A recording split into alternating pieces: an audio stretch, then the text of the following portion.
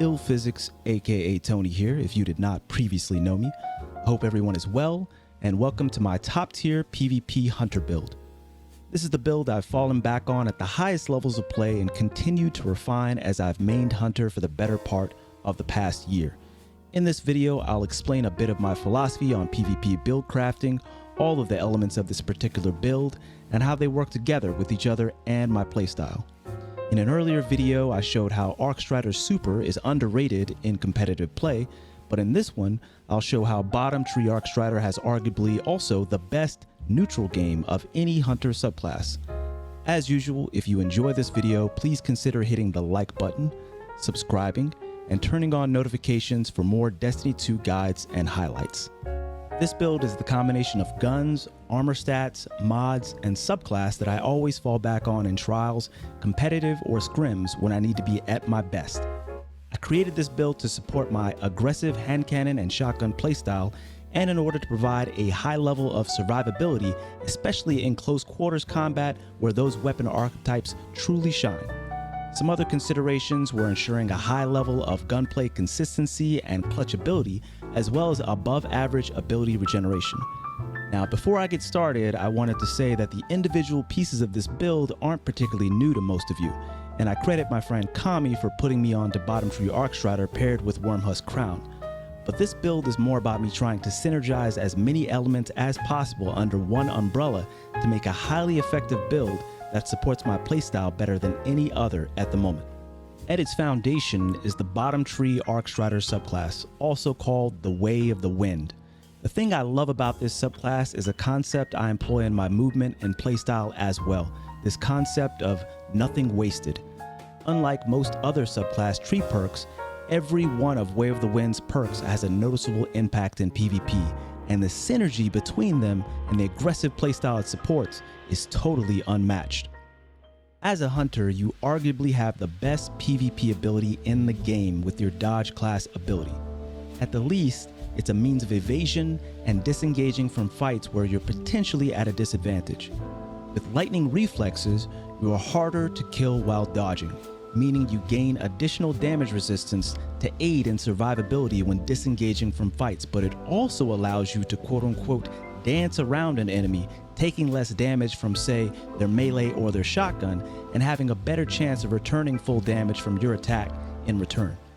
Now, let's segue for a second and talk about my choice for exotic armor, Wormhusk Crown.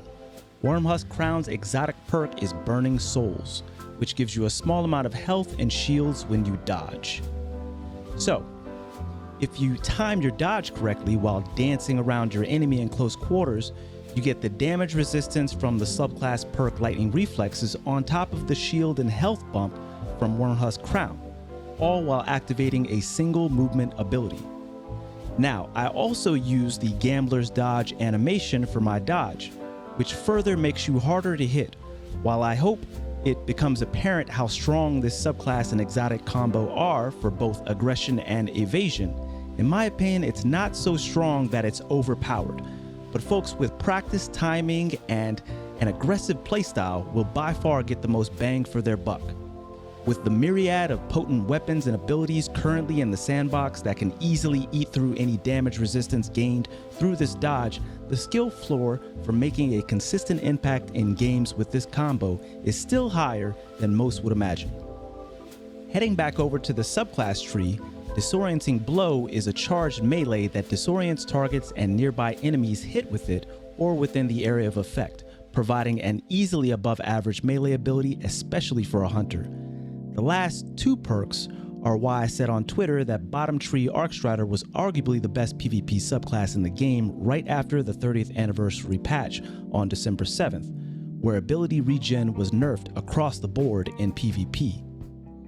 Focused Breathing increases maximum sprint speed, but also decreases your dodge cooldown while sprinting.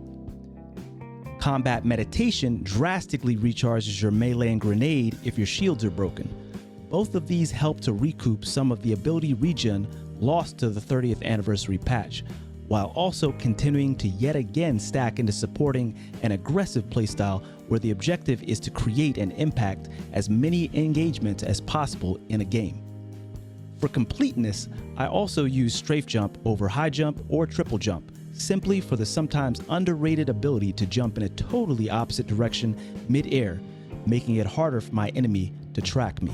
This leads me into the split for my armor stats.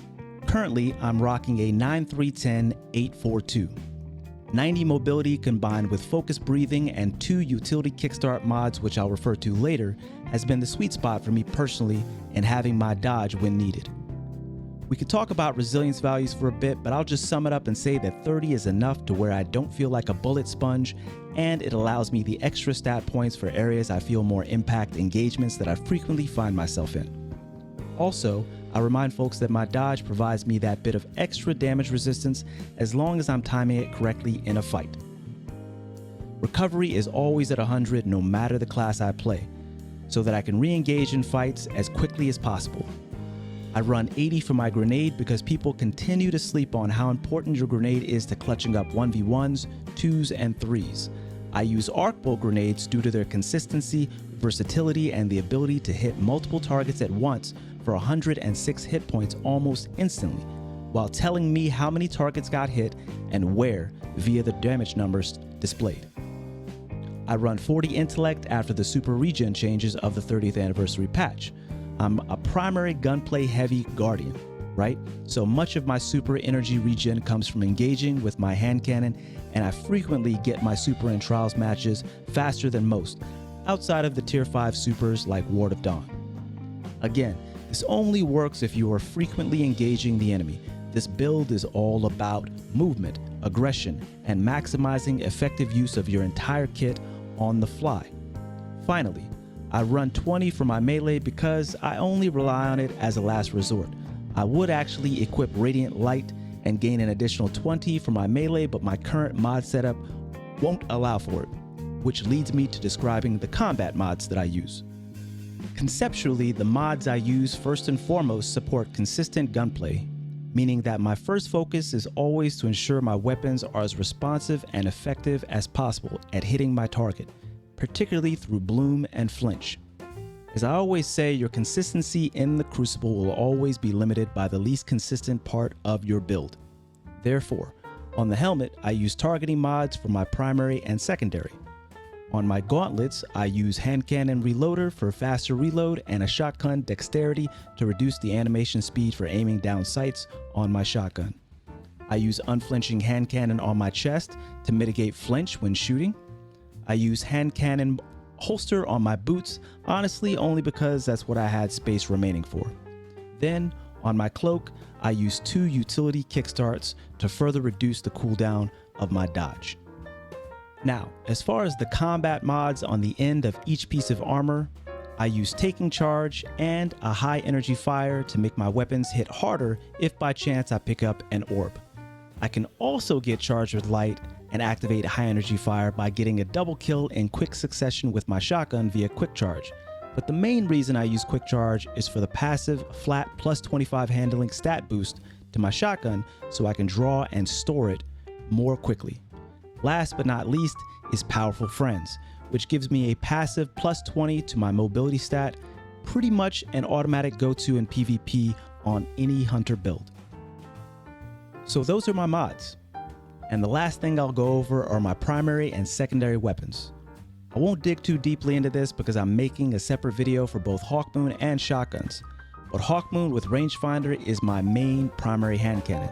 Not just because it's purely one of the best and most consistent hand cannons in the game even before its exotic and catalyst perks, but also because of its ability to 1 and 2 tap enemies, even supers, making it one of the best skilled primaries in the game for clutching up against multiple targets, especially in a trials elimination format. As for my choice of shotgun, Time Lost Found Verdict is hands down the best legendary pellet energy shotgun in the game, with particularly great base handling. Be sure also to put Target Adjuster or Adept Target Adjuster in the mod slot of any shotgun in order to assist in one-hit kill consistency, as I'll explain in a later video, hopefully coming out soon. To conclude on a big picture concept, keep in mind that Bungie is releasing Arc 3.0 soon, so there's no better time to start investing time on a subclass that will likely only get better from here on out. Okay, so that's my top tier PvP hunter build. It's obviously not for everyone, but for folks who value movement, aggression, consistency, and survivability, and want to challenge themselves with a build that rewards practiced and skilled gunplay, there's a reason this has been hands down my go-to build for the better part of the last year. So that's it for now. And thanks for all the great feedback, retweets, YouTube shares, likes, and kind words regarding the hard work I put into these Destiny 2 gameplay guides. Be sure to let me know what you think in the comments below. If you enjoy this video, please consider hitting the like button, subscribing, and turning on notifications for more Destiny 2 guides and highlights. To further keep up, also be sure to follow me on my socials listed in the description below. We'll see you next time, Guardians.